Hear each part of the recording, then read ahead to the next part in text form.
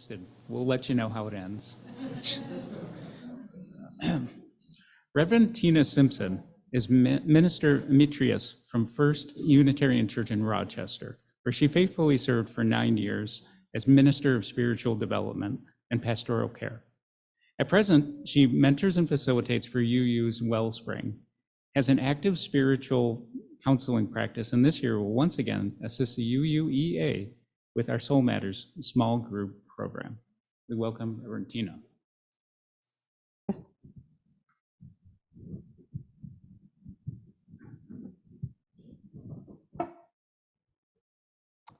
We're going to begin today with a reading from Reverend Kendall Gibbons. She's a senior minister at All Souls Unitarian Church in Kansas City, Missouri. There comes a time to break the silence. There comes a time to move beyond the fear. There comes a time to speak one's truth even if it's not welcomed. There comes a time to call into question what has gone before, to resist the weight of the past. There comes a time for singing a new song, for a different way of being, for claiming power. There is a time when the truth will at last set us free. In the late 1960s, my family moved out of the city into a working-class suburb. My dad worked, and my mom stayed at home and cared for me and my brother. It was the American dream, at least for white people. The house was modest and easily paid for on my dad's salary. He did take additional jobs during holiday time, but we never wanted for much of anything. One of the attractions of the neighborhood was that there was a plaza nearby. It had every type of store imaginable. There were 2 local grocery stores, a Woolworth's with a lunch counter. Yep, I'm that old. J.C. Penney, shoe stores, toy store, an upscale department store that we got to visit occasionally, and it was a walkable distance across the street from the local high school. Lots of kids got their first job there. I did. Now, fast forward to 2024, and the neighborhood hasn't changed all that much. It's still a modest working class neighborhood, but this plaza is almost all empty now.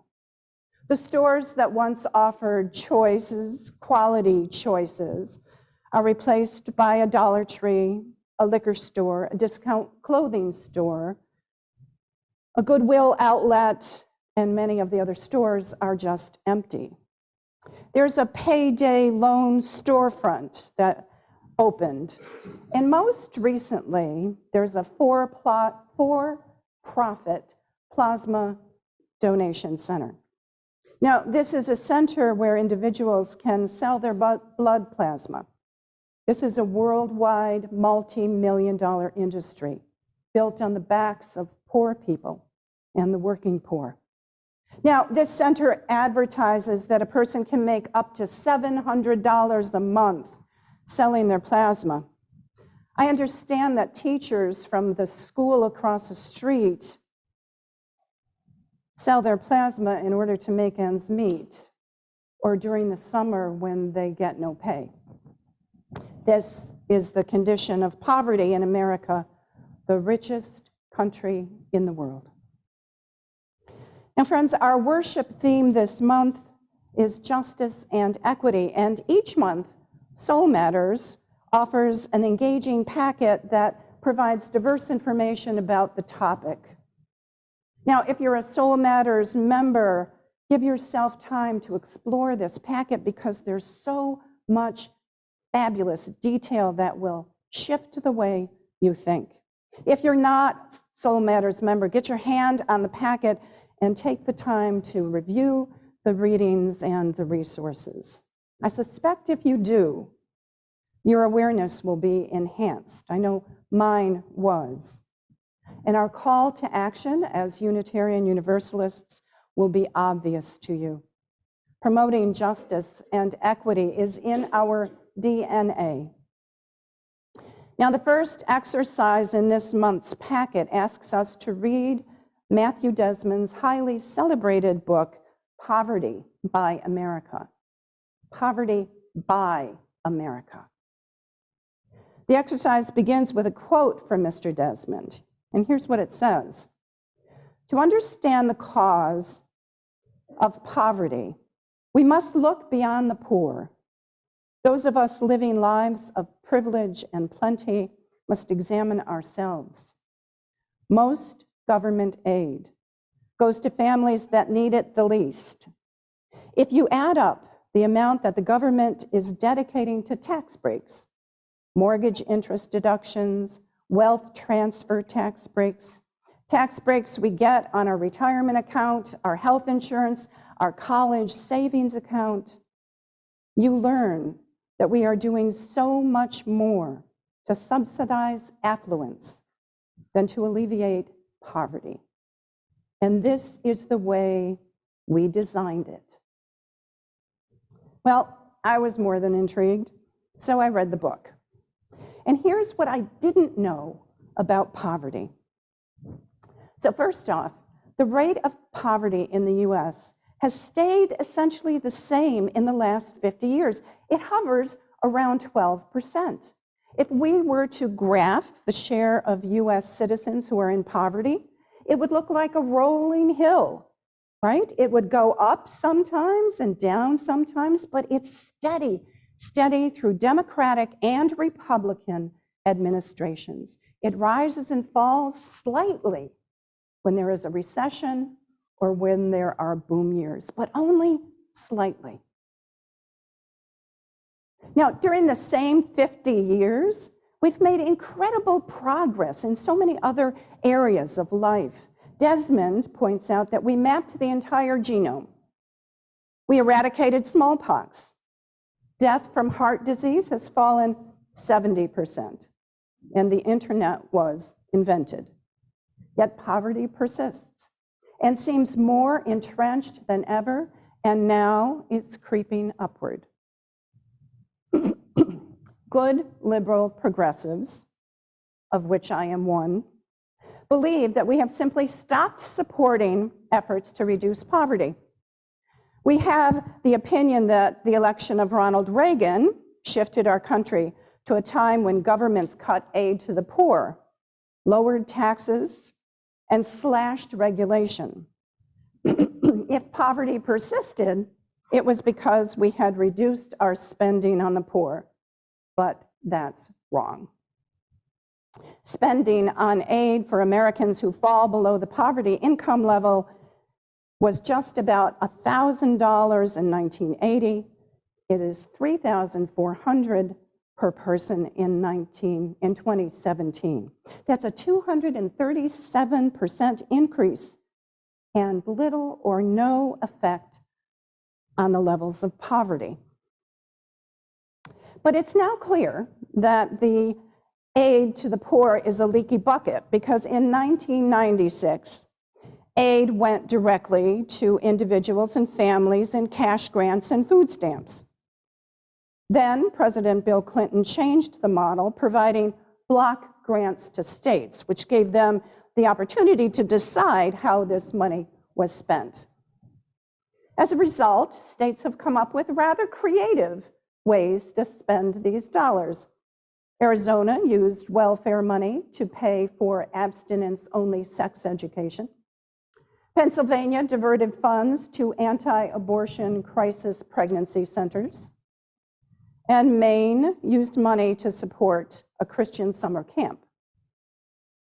Nationwide, for every dollar allocated through these block grants in 2020, poor families directly receive 22 cents. 22 cents. As Desmond writes, there are, it would seem, deeper structural forces at play, ones that have to do with the way the American poor are routinely taken advantage of. The primary reason for our stalled progress on poverty reduction has to do with the fact that we have not confronted the unrelenting exploitation of the poor in labor in housing, and in financial markets.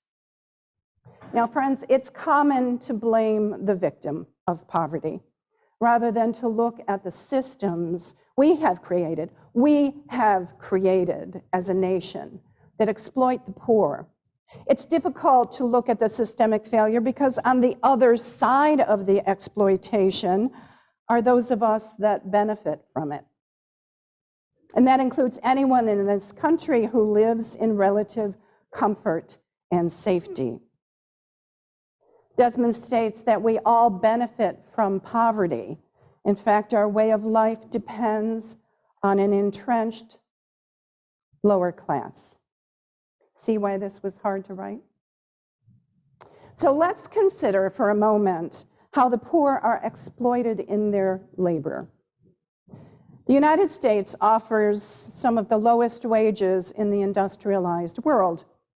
Nearly 23% of American workers labor in low-paying jobs.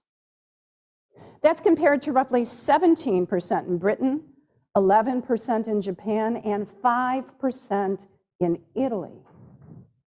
Poverty wages have swollen the ranks of American working poor. That 23% amounts to 48 million adults in the United States. So, in case you don't know, the US federal minimum wage is $7.25 an hour. That means if two adults in a family of four each work full-time, 40 hours a week for minimum wage, together their combined gross income puts them below the poverty line. You can't get ahead on that. Now, New York State increased their minimum wage, and as of January 1st, 2024, it went up to $15. That's reasonable, right? What that means is if two adults in a family of four work full-time at minimum wage, they earn a bit over $60,000 a year. That's twice the amount of the poverty level. Except the average cost of childcare in Western New York is $16 per hour. See how the math works out here? That's $16 per child per hour. Forget about housing and food, transportation and healthcare. The economic system we have created doesn't support a living wage. The system doesn't work for families. That's not justice. That's not equity. And yet these low-paying jobs make cheap fast food available, low-cost clothing and inexpensive groceries, and elder care possible. See how this works? Walmart and McDonald's employees in the US still use most public welfare resources of any other low-paid employees. Our tax dollars subsidize these multi-billion dollar businesses. I now think about that when I consider stopping at McDonald's or shopping at Walmart. Now let's talk about housing. Housing segregation persists in communities across the US. It may not be as blatant as the redlining of years past, but gated communities are common, and the poor and people of color are excluded and often forced to live in city neighborhoods while paying rent to landlords who exploit their needs. Now, I'm not at all saying that all landlords exploit their tenants, but many do. Rent has more than doubled in the last 20 years. You can try to explain that away by saying there's just not enough housing, so landlords must charge more in order to earn a decent rate of return. But the truth is, we do need more housing for the poor. But in 2021, 12% of apartments in Syracuse, New York, not that far, sat vacant, 12%. During the same time, rent increased roughly 8%. Why? National data shows that rental revenues have far outpaced property owners' expenses in recent years, especially for multifamily properties of poor neighborhoods. As of 2021, major banks are very unlikely to offer a mortgage that is less than $220,000. So low income and poor families find it impossible to approach home ownership. There are affordable homes in Rochester, where I live, and here in Buffalo, but the climb to acquire them is too steep for most. And friends, let's not ignore the development of low-income housing. In theory, Democrats are more in favor of low-income housing. However, when it's proposed in their neighborhood, both Republicans and Democrats object equally. I must seriously ask, how do I fit into this story? What part do I play? How do I stand for justice and equity in this situation? And life is made so much harder for those in poverty because of the exploitation of the financial markets. Large banks in the US require customers to maintain a balance to get a checking account. The balance can be anywhere from $350 to $1,000. There are no free checking accounts. And then even with the required balance, there are bank fees and overdraft fees. You might have heard about this recently in the news. Every year, banks in the US collect $11 billion in overdraft fees, almost exclusively from the working poor. According to the FDIC, only 1 in 19 US families do not have bank accounts. That's more than 7 million families. Compared with white families, Black and Hispanic families are almost 5 times less likely to have a bank account. Where there's exclusion, there's exploitation. Unbanked Americans have created a market, and thousands of check cashing outlets now serve this market. Now, check cashing businesses generally charge from 1% to 10% of the total amount of the check. Americans spent $1.6 billion just to cash checks on money that they earned, money that was owed to them. If the poor had a no-cost way to access their own money, over $1.5 billion would have remained in their pockets. And then there's more. What do poor people do when they need money urgently for food or health care or rent? There's no spare money sitting around in an account somewhere. Often the only choice is a payday loan. This is a way to get small amounts of cash on the promise that when payday arrives, the borrower will pay back the lender. Payday loan outlets that provide this ready cash charge interest rates reaching 300%, 500%, 700%. And this isn't illegal. And it isn't risky. Businesses almost always get the money paid back to them, to the figure of $8.5 billion each year of interest. So let's just add that up. $1.6 billion to cash checks, $8.5 billion for payday loans, and $11 billion for overdraft charges. That's $21 billion that US citizens pay each year for being poor. Most of us don't have this burden. As minister at First Unitarian Church, I oversaw the Grace Fund. This was money we allocated to church members in need. One Saturday, I met with a newer member, a single working mom with a 12-year-old son. Her son had a serious case of asthma, and the mom had type 2 diabetes. She worked at a local hospital as a technician. She had a good job and a high deductible health insurance plan. she was asking for $300 to help pay for medicine for her son. Her son's inhaler for asthma had increased in cost to $286. She needed one for home and one for school. By the way, this same inhaler costs $9 in Germany, produced by the same manufacturer. Of course, we were able to help, but I asked her, how are you going to manage moving forward? And she said, I've got this sorted out.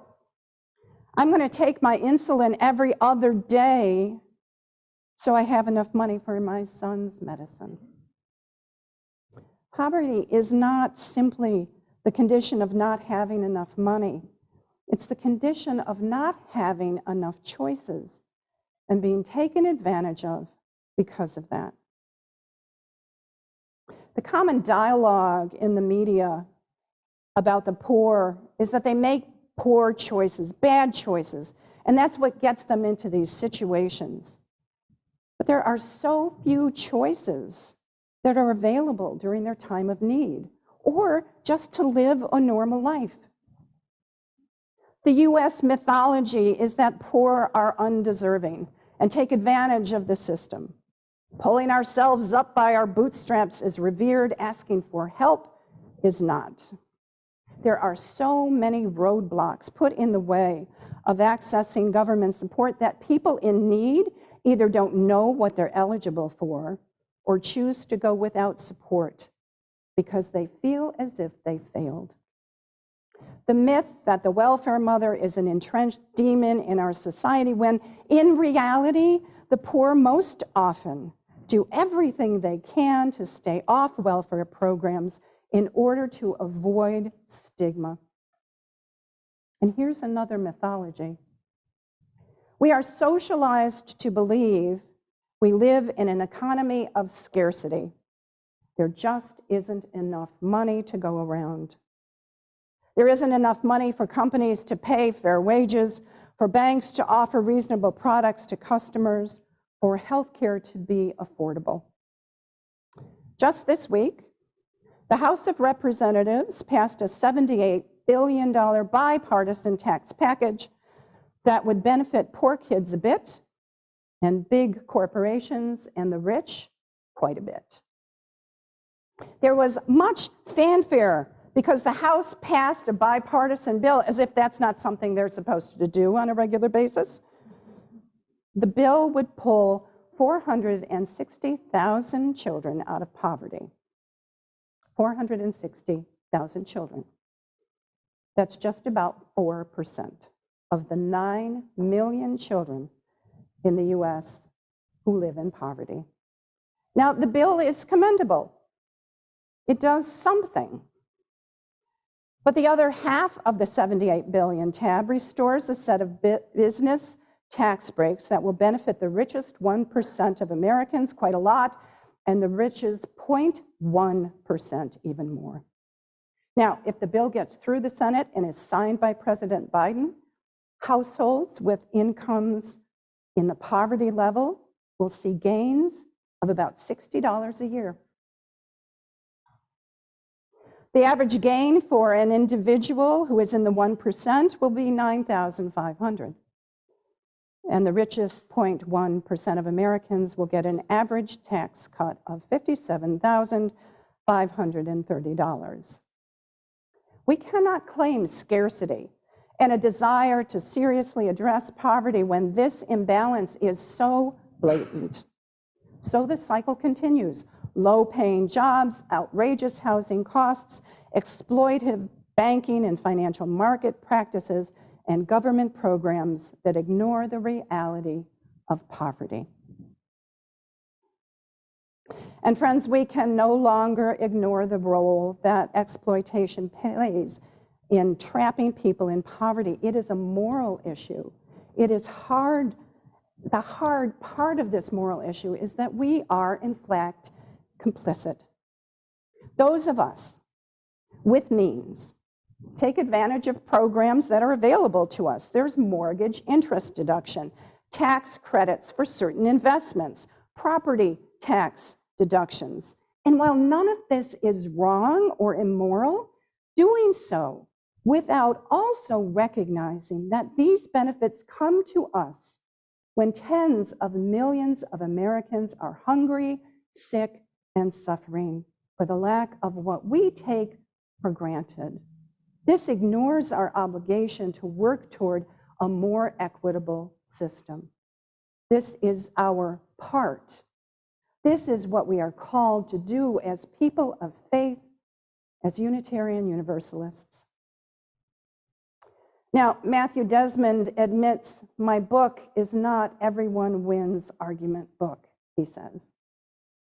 Some of us are going to have to take less from the government, but what we get in return, I think, is something we all want. He tells us that while building a movement takes time, there are 5 concrete things we can do tomorrow to make a difference. The first one is use influence wherever you have it. Everyone who sits on a school board or is in a faith community can flex their influence. Speak up, speak out. Talk about poverty as if it can be solved, if we only have the courage to look at it with clear eyes. Promote programs and legislation that creates true equity and addresses the entrenched evil and immoral truth about who we are as a nation. How often do we hear, this is not who we are as a nation. This is who we are. Shop and invest in companies that pay living wages. This puts upward pressure on businesses, the stock market, and our lawmakers. Each of us has financial power that we can use for good, whether we are investing millions or choosing Costco over Walmart. And talk about it. Talk about it. Tell your friends and family and coworkers and acquaintances what you are doing and why you are doing it. People will take notice. You will become an ally of the poor. We have to talk about taxes differently. What if the next time your coworker came up to you to complain about taxes or in the line at the grocery store, and you say, I know, I get this thing for my house called the mortgage interest deduction. It gives me $8,000 a year, which is insane because we have this eviction crisis going on in our country. When are we going to get serious about poverty? And then settle in for a nice long conversation with your colleague. Tear down the walls. Tear down the walls that protect segregation.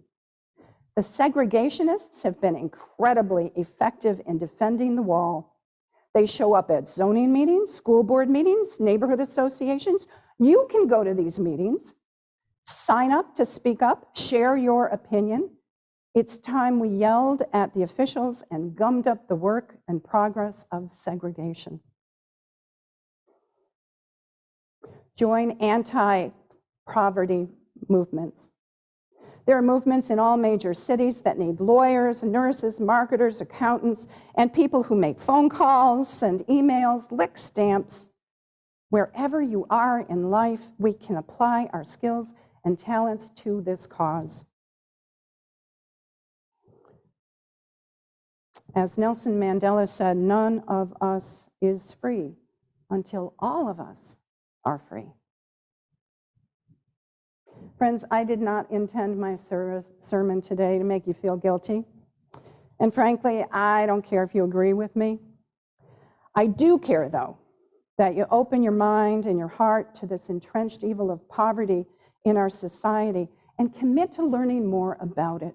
You don't like my statistics? Find statistics, read, understand what's in front of the legislation here in New York State and in the country. And I hope that you find the courage and compassion to do what our faith calls us to do, to love one another, and to elevate all of us, and to affirm the inherent worth and dignity of all humankind. May it be so, and amen.